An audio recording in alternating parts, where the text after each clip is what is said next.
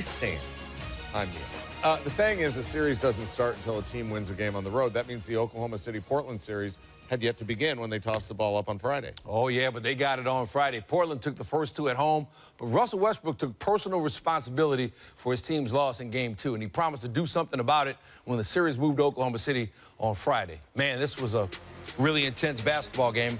Lillard and McCollum, 62 points in Game 2. Westbrook taking matters into his own hands in this game. Made the free throw to put OKC up 4 in the fourth. He had 33 points, 11 assists, 5 boards. And then later in the fourth, it's Westbrook again, hits the fadeaway in the paint, rocks the baby as OKC wins Game 3, 120-108. So we got ourselves a series now, even though the road team hasn't won a game in this series. Took 3 games, but the Thunder finally found their outside shot. They made more threes in Game 3 than they did in the previous 2 games of the series combined. OKC shot just 16% from 3 in the first 2 games. That's the worst three-point percentage in a 2-game span in postseason history. Paul Pierce with us to break down the truth about this game and this series. So looking at the stat sheet, I mean, that's the number that jumps out at you. Oklahoma City, 15 of 29 from 3. And the Blazers, 12 of 31 from 3. Other than that, pretty evenly played game. Yeah, traditionally, Oklahoma's not a great shooting team, so they really rely on their defense causing turnovers, what they were able to do in the first half. Now, Portland has to shoot better. They're a good shooting team. Dame has to play well. McCollum has to play well. And that's the key to their success if they want to win this series. I mean, Damian Lillard was spectacular in that third quarter. Yes. But I was watching the game with Neil. He said, boy, look, Portland looks like they're out of gas when they got to the fourth because all the effort from the third quarter. Yeah, they really Lillard really exerted himself in the third. He went out and scored 20-plus points. Fourth quarter, he comes in. He only gets a couple free throws. But they need help from everybody. Like I said, McCollum has to step up a little bit more. They have to get something from their bench. But I think overall, Portland is going to win this series because when I look at it, I don't think OKC is going to shoot this well from 3 for the rest of the series. And if they can control that, then Portland has their best chance at winning. What about the will of Russell Westbrook? I mean, he took this personally. Oh, without a doubt. And he went out and did something about it, but you don't feel that's sustainable? Yeah, I believe it's sustainable from Westbrook, but he needs Paul George to play better consistently, Schroeder to play better, Steven Adams. These guys have to come with him. And so I don't doubt Russell Westbrook's going to keep his intensity up, especially at home. You know, he shot the ball much better from 3 today. If he can keep that going, he was shooting 10% coming into this game. So if he can shoot the ball decent, then he gives Oklahoma a good chance at winning. 22 for Paul George. You think he needs more than that, too? I mean, Lillard and McCollum combined for 53. Yeah. And George and Westbrook combined for 55. Yeah. Well, that they have to bring it every night. Okay. You know, they can't, you know, one without the other. I do believe George is going to have to play better. I need him. He needs to be in the 30, 35 range because if you remember when he was playing at an MVP level, it was tough. Late in the regular season. Late in the regular season, it was tough to be OKC. Now, Russ is going to be Russ. He's going to be near triple-doubles every night, but Paul George has to be the guy. So how many? 6? Man, the way it looked tonight, I think it goes 6, and I think Portland. Okay. All right. Neil?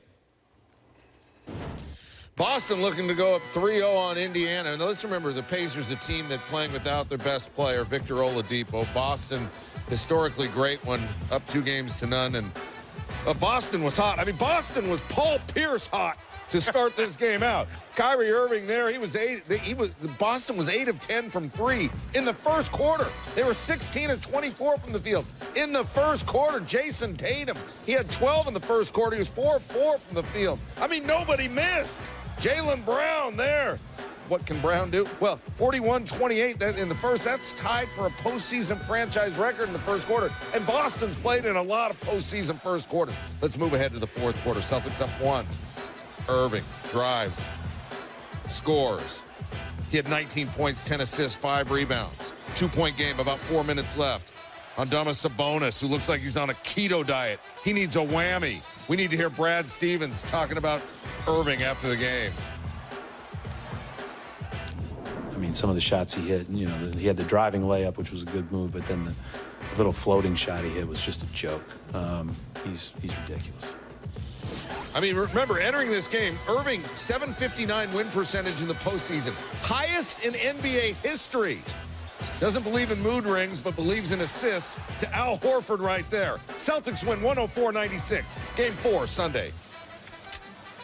This Indiana team plays with tremendous character and integrity. Like they play the game the way the game's supposed to be played. So we know that to win a series against them, you're going to have to beat them in a game, and beating them in a game is a monster. We understood that they were playing with a desperate mentality, didn't want to go down 3-0. You know, Game 4 is going to be even higher intensity. But this is a great stepping stone for us to continue to go after the big picture, and that's, you know, just keep getting closer and closer to 16 wins. That's all it takes. I've been asked, you know, a lot this season, is it a big game tomorrow? Sunday is a big game. You know, it's do or die for us. You know, it's just as simple as that. That's what we consider a big game. All right, the earth is not flat, and these are round numbers. Celtics now have a commanding 3-0 lead in the series. Before this year, 132 teams had led 3-0 in a best-of-7. All of them went on to win a series, and 61% swept. Jaylen Brown led the way for the C's Friday, scoring game-high 23, holding the Pacers to just 2 for 13 shooting as a primary defender. That's the best performance by any defender to face at least 10 shots in a game this postseason. Our research is better than your research. And the Pacers have certainly been in games this series, but they've struggled down the stretch. Indiana shooting just 31% in the second half of this series compared to 48% in the first half. All right, Paul, so what jumped out at you from this game? Well, Celtics do a great job defensively in the second half. They've done it all series long. Yep. The thing is, you know, they're like Dr. Jekyll and Mr. Hyde. You know, they either play great offense and not a lot of defense in one half. Right. Or great defense and not great offense. They have yet to put together a whole game. That's what's going to make them scary. If they can put together a whole game, you got to watch out for them. That third quarter, Indy scored 12 points. They shot 5 for 23 in the third quarter. It shades of game 1 when they shot 2 for 19 in the third quarter. Okay, so, I mean, this Pacers team, I mean, it's sort of like the Clippers of the East without Oladipo. A lot of scrappy guys will give you everything that they have, but they're just at a talent deficit in this series. So it looks like the Celtics have a clear path to the next round. It looks like Milwaukee also has a clear path to the next round. So let's get an early start on that one. Well, if the Celtics play like this versus Milwaukee, they've been getting off the bad starts in game 1 and 3. They got off to a better start tonight. They can't afford to do this versus Milwaukee. Milwaukee has a top-tier defense and a top-tier offense, and they have a superstar who can't be stopped, which Indiana doesn't have. So they got to be able to put both ends together. The one thing Boston has to do better, they have to get easier shots, and meaning what I'm saying, fast break layups, points in the paint, free throws, which they aren't doing very well. So that's going to concern me when they go up against an elite defense and elite offense against the Milwaukee Bucks. Yeah, Giannis Antetokounmpo is a problem. A problem. A major problem. All right. Hey, man, thanks for sticking around. All right, no problem. All right, we appreciate it. Russell Westbrook promised he would take responsibility for the Thunder and see them through in Game 3 after Damian Lillard and C.J. McCollum went off in Game 2, and Westbrook delivered. Boy, this matchup with him and Lillard, Westbrook and Lillard, it's been fantastic so far. I mean, just both guys intense, prideful athletes going at each other. Westbrook with a jumper in the third quarter. At that point in the game, Westbrook had 13 points and Lillard had just 6. But then Lillard went cuckoo for Cocoa Puffs the rest of the third quarter. Westbrook guarding him, didn't matter who was guarding him. Lillard just unstoppable in the third. 25 points in the third quarter to get the Blazers back into the game. But then Westbrook able to deliver less than 3 minutes to go, pulling up there, and then under 2 minutes to go. I mean, this shot here, this one was personal. He's like, you're on me, but it doesn't matter. Westbrook with 33, Lillard with 32. Thunder win it 120-108. Let's welcome in Royce Young now from OKC. Royce, before we get into anything, does Russell Westbrook answer your questions? Am I supposed to answer all these with next question? I don't really know what I'm supposed to do. But I'm saying, does he answer your questions? Periodically. Sometimes they're shorter than others. Sometimes you get put in timeout, sometimes you don't. It's hard to know sometimes with Russell Westbrook. All right, so what's your takeaway from this game? What was going on in that locker room after they climbed back into the series? Yeah, a lot of talk about the heated exchanges and what was going on the court with Damian Lillard, Russell Westbrook, and in that highlight there, after Westbrook rocked the baby on Damian Lillard, that's really when Lillard went off. He scored 23 of his 25 in the third quarter after that kind of gesture by Russell Westbrook. And Lillard was asked if he saw it, and he said, no, I didn't happen to see it. But I can tell you, I was sitting front row. Lillard definitely saw it when Westbrook turned around. It wasn't so much rocking the baby. I think we could accuse him for shaking the baby at that point because Westbrook did it so emphatically. And Lillard looked at him and kind of smirked. He definitely saw it. But there was a couple other back and forth exchanges. Lillard got caught up talking to Paul George. He got caught talking to Westbrook at another time. Westbrook hit a deep three that kind of iced the game late in the fourth quarter. Looked right at Lillard and pointed at him. You had Dennis Schroeder, who was tapping his wrist, which is Lillard's kind of signature move, talking about Dame time. Schroeder said that he saw Lillard doing it in games 1 and 2, so he wanted to pay back the favor. Lillard said after the game that he thought it was kind of funny that Schroeder chose to do that so late in the game. So all this to be said, Game 4 is going to be really fun. Oh, yeah. They get it on again in OKC on Sunday. And that reporter from Oklahoma gets another chance to try to get an answer. Thanks, Royce. Well, when you score only 12 points in the third quarter, you're kind of dooming yourself, and that's what the Pacers scored in the third. Outscored 21-12 in the third. Final score 104-96. Boston takes a 3-0 lead. So let's break it down. Let's go inside, like we only can. 11 threes in the first half, 10 for 15 from 3 when shooting directly off a pass. The 11 threes in the first half tied for Boston's most in a half in franchise postseason history. So, and you know how much postseason history that franchise has had. Jaylen Brown, Pac-12. Oh, he was awesome. Primary defender, Game 3, Pacers, 2 for 13 from the field. For the series, Pacers are shooting 21% from the field when Brown is all up in their grill. That's what the kids say, grill. Brown also went 5 for 5 from the field on open shots. That's tied for the most such makes without a miss by a Celtics player in a playoff game over the last 3 postseasons. Brown with 23. The Celtics win 104-96. Let's talk about the brackets. Here we go, first round. So the Warriors up 2-1 on the Clippers. They're going to face the winner of that one's going to face the winner of the Rockets, Jazz. That's been all Rockets. Spurs surprising the Nuggets right now. Thunder make it 2-1 against the Blazers. We showed you that earlier. Bucks have been all over the Pistons. Celtics can wrap it up. Raptors Magic, that one, they were locked up in a tight one. And 76ers Nets, still interesting with Game 4 in Brooklyn. Whew.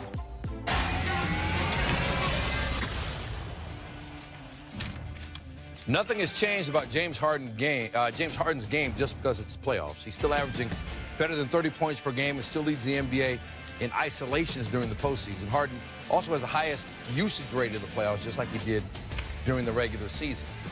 And the Rockets, well, they've had no problem scoring against the Jazz, mostly because of Harden. Houston averaging 120 points per 100 possessions against Utah, who finished with the second-best defense during the regular season. According to Second Spectrum, that's in large part to Harden. Has a 63% blow-by rate on drives this postseason, highest by any player with a minimum of 5 drives. He's helping to create offense for his teammates. During the regular season, Harden made 232 step-back three-pointers. That's 3 times as many step-back threes as any other player. Luka Doncic was the next closest with 76. It's become his patented move. I'm hearing youth coaches saying all the kids want to try that shot. Harden has continued success with a step-back 3 in the playoffs. Already made 8 step-back 3s in the first 2 games of this series, doing so with just 12 attempts. He's made 4 step-back 3s in each game so far, most in a single playoff game over the last 5 seasons. Game 3 in Utah Saturday. The beauty of James is I can talk to you guys all I want. Doesn't matter. I just give him the ball. We're fine. Different teams play James different, and it's on us to see it, figure it out, and get to our spots and do what we're supposed to do to be able to get open shots and be able to make sure that he can do what he does. Let's see what Harden does next as our coverage of the NBA playoffs rolls on. Saturday, 2 more Game 3s on ESPN and the ESPN app. Bucks Pistons, 8 Eastern.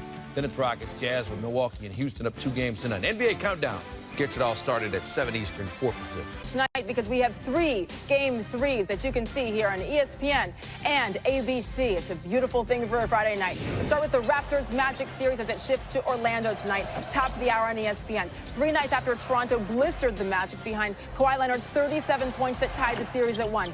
Kyle Lowry had 22 in the win after going scoreless in Game 1. But of note, the Magic are 9-1 at home since the All-Star break. Celtics Pacers heads to Indy tonight. It's on ABC as the Pacers look for their first win of the series. This after allowing Boston to overcome double-digit deficits in both wins.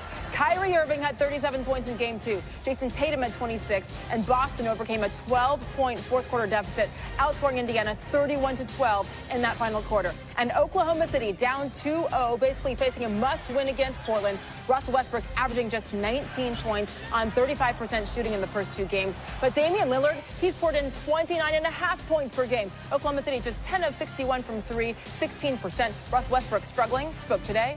Well, at home, shooting against the Blazers. How do you I mean, that's kind of got to help this home court advantage, right, with your shooting modes, you feel like? What was that, question, comment? It was both. How do you feel, I guess, with the home court advantage? How much will it help? We'll see. Russ, you talked about wanting to be better in this Game 3. What are the areas that you want to personally do a lot better in this game? This one. And Stan Van Gundy joins us now. Stan, the Thunder, they just need to make shots, right? But we know that's easier said than done sometimes. And you coaches can only do so much. That said, what would you like Billy Donovan to change or to try to get more out of his team, especially Russell Westbrook? Well, I don't think he can do anything change-wise or that he needs to. I think they've got to, their game is based on their defense. They've got to go in there and try to be better defensively, and then getting those stops allow them to get out in transition where Russell Westbrook is virtually unstoppable. That will help him the most. And then in the half court, they're going to have to run things through Paul George and probably involve Steven Adams a little bit more. We saw his former teammate Kevin Durant step up in Game 3 last night. Let's see if Russell Westbrook can do the same. That game tips at 9:30 Eastern Time on ESPN. Game 3 of the Celtics Pacers, 8:30 ABC. And Boston, Stan, I mean, they could easily be down 0-2 if not for their big late game comebacks. Kyrie Irving leading the way with the 37 points in Game 2. I mean, he talked a lot at the end of the regular season. Talked, right? Controversially. He seems different so far this postseason. What have you seen different in him? Well, very focused, very engaged, even playing harder and more focused on the defensive end. But what he gives them is the closer, and that's what we've seen in these 2 games. And defenses are very well prepared in the playoffs. It's hard to get things out of your offense. You need individual players that can go and make plays. The Pacers don't have Victor Oladipo. The Celtics do have Kyrie Irving. That's been the difference so far. How different do you think it would be if they had had Vic? Oh, it'd be a lot different because then they'd have a guy that could go back at them at the other end when things break down. Bogdanovich has done a good job, but he's not Victor Oladipo. Exactly. Well, the Celtics, they're pretty good when they're up 2-0. They've won 46 of the 48 series in which they've had a 2-0 lead. Game 3 tonight on ABC. Stan, thank you. Thank you. Sage, the Lakers continuing their coaching search with a familiar name for the organization as well as for LeBron. Ty Lue scheduled to meet with GM Rob Pelinka today. They already met with Sixers assistant Monty Williams, and the Lakers are scheduled to meet with Miami assistant Juwan Howard. Lue reached the NBA Finals 3 times, coaching LeBron and the Cavs, winning 1 championship in 2016. He has the 3rd best playoff win percentage in NBA history among coaches that were involved in at least 50 postseason games. And keep this in mind, should LeBron and Lue team up once again. The only players that won a title with the same coach on 2 different teams, Horace Grant, Ron Harper, John Sally, doing so with Phil Jackson as members of the Bulls and then later with the Lakers. Adrian Wojnarowski joining us. He's been reporting on this story. So how much is Ty Lue's history with LeBron James factoring in this? Listen, it's certainly important, but I think one of the messages Ty Lue wants to get through to Rob Pelinka today is that I'm not here to be LeBron James' coach. I'm here to coach the Lakers, and that I'm going to coach the whole group. And I think one of the misnomers of Ty Lue's time in Cleveland was, listen, he challenged LeBron James. He was hard on LeBron James at times. He's not there to just be his caddy, and I do think that commanded LeBron's respect, and I think that will be a big part of the conversation they have today. I mentioned Pelinka meeting with these coaching candidates, and with Magic gone, how much power does he have in the organization in this coaching search under Jeannie Buss? He's been empowered to run this search. Now, these are certainly names he's discussing with Jeannie Buss and upper management, but Rob Pelinka has the ability to go out and interview the candidates he wants to. He met with Monty Williams earlier this week in Philadelphia, and I'm told that there's an expectation on both sides that Monty Williams and Pelinka and the Lakers will talk again here in this process. All right, we'll see how that plays out. Of course, the Sixers still in that series, that first-round series with the Nets. Woj, thank you so much. Joel Embiid will not play Game 3 against the Nets. Simmons, nasty. Butler, magnificent. Harris again from deep. The 76ers take a 2-1 series lead. Wonder if there are any Ben Simmons posters in Brooklyn still hanging around. The 22-year-old Sixers guard coming off the best playoff game of his career, dropping 31 points, 9 dimes in a Game 3 win over the Nets. The Sixers taking a 2-1 series lead without Joel Embiid, resting that sore left knee. And this morning at practice, in slippers, taking jump shots. Brett Brown, your thoughts? As it relates to tomorrow, I don't know, and I really don't have a gut feel. To me, it's always best to plan that you don't have him and be really surprised and happy when you do. Embiid is listed as doubtful for Game 4. Former NBA coach P.J. Carlesimo joining us now. And P.J., the Sixers, they won by 16 last night without Embiid, as Simmons, Harris, Redick, and Butler all played well. When should Philly start to consider this idea, sitting Embiid for the rest of the series? Not ever, Kevin. That would be the dumbest thing they could possibly do. They got to win games. I think they would have played Joel the other day. He warmed up before the game. He didn't feel good. They can't overthink this. If he's healthy, they got to play him, especially at 2-1. That game, to me, that was the proof the other night. To play him in that game, as meaningful as that was, that meant he wasn't able to play. And I think that'll be the deciding factor going forward. I don't think they'll try and overthink it at all. All right, moving to our first game here. You're on the call. The Magic hosting the Raptors in Game 3. Toronto evened the series. Kawhi Leonard, 37 points in that Game 2. What can Orlando do tonight to try and slow him down?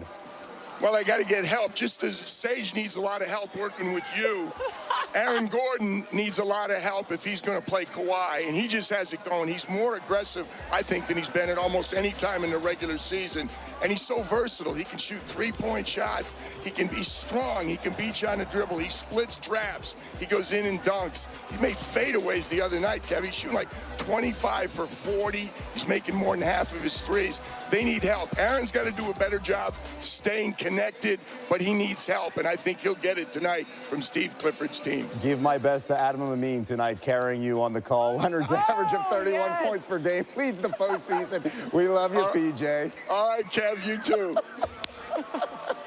And here's where things stand as we head into absolutely. As we take a look at the entertaining weekend of playoff basketball, the only lower seed that currently leads the series right now is San Antonio. The 7th-seeded Spurs hold a 2-1 edge on the 2nd-seeded Nuggets, with a pivotal Game 4 looming tomorrow at 5:30 Eastern. Lillard, bang from way downtown. Portland takes Game 1. Westbrook on the ground. He is 3 for 15. Lillard with a 30-foot. They got a 2-0 feeling. I got to play better. And tonight, the loss, I'm going to take full responsibility of. Well, Westbrook and the Thunder have some work to do tonight. Down 0-2 to Portland, and the highly anticipated Westbrook-Lillard matchup has been lopsided in favor of Dame. Lillard has been excellent. Here's proof. In addition to averaging a series-leading 29.5 points per game, he's guarded Westbrook on 97 possessions in the first 2 games, 81 more times than the next closest trailblazer, that according to Second Spectrum. Westbrook just has not looked himself, averaging 19 points on 35% shooting through 2. The blueprint, forcing him away from the basket. He's just 2 of 17 from the field on shots outside 10 feet, including 1 for 10 from three-point range. Those numbers, Jalen Rose, are ugly if you are an Oklahoma City Thunder fan, and the effect that Damian Lillard is having on the series, unmistakable. Again, Portland shooting 13% higher when he's on the floor, and their three-point shooting is 24% higher. So if you're the Thunder, what are you doing tonight to try to slow Damian Lillard down? If you're Russell Westbrook, you got to be aggressive, and I mean by attacking the basket, for drives to score, for post-up opportunities, to try to put Dame in foul trouble. You got to slow this guy down some. Say, soon as Game 1 started, he took 3 dribbles and pulled up a 35 feet and made a 3. That was a haymaker. That sent a message. Russ got to get back to the block, and hope to rock the baby and slow Dame Lillard down because he's been terrific so far in this series. And he has been waiting for moments like this, right? You got to go back to last night because the Warriors took that 2-1 series lead on the Clippers. And guess who led the way? There was no talk after about Patrick Beverley pestering KD last night. Former MVP had 38 points in that blowout win. So, Jalen, now what? Now how do you view the Warriors? I always felt like the Warriors would be tested by the Houston Rockets next series regardless. That's going to be a long dog fight, the James Harden, and they're just saving Chris Paul and getting ready for it. But the Golden State Warriors just have another gear. The Clippers did a terrific job of coming back from 30 and making it be known that they deserve to be in the playoffs. However, the Golden State Warriors are looking at the Rockets being up 2-0 against the Jazz, and they know they can't play any extra games. This is a 5-game series. Okay, Jalen with a prediction now, and maybe, to your point, Kevin Durant has finally turned the page, and now the sky is the limit. Jalen Rose getting you set tonight as well, because we got lots of stuff coming your way. 3 games, a trio of Game 3s. Raptors, Magic at 7 on ESPN. Celtics, Pacers at 8:30 on ABC. And then Portland, Oklahoma City, that's 9:30 back here on ESPN. All 3 games streaming live on the app. You can watch them anywhere.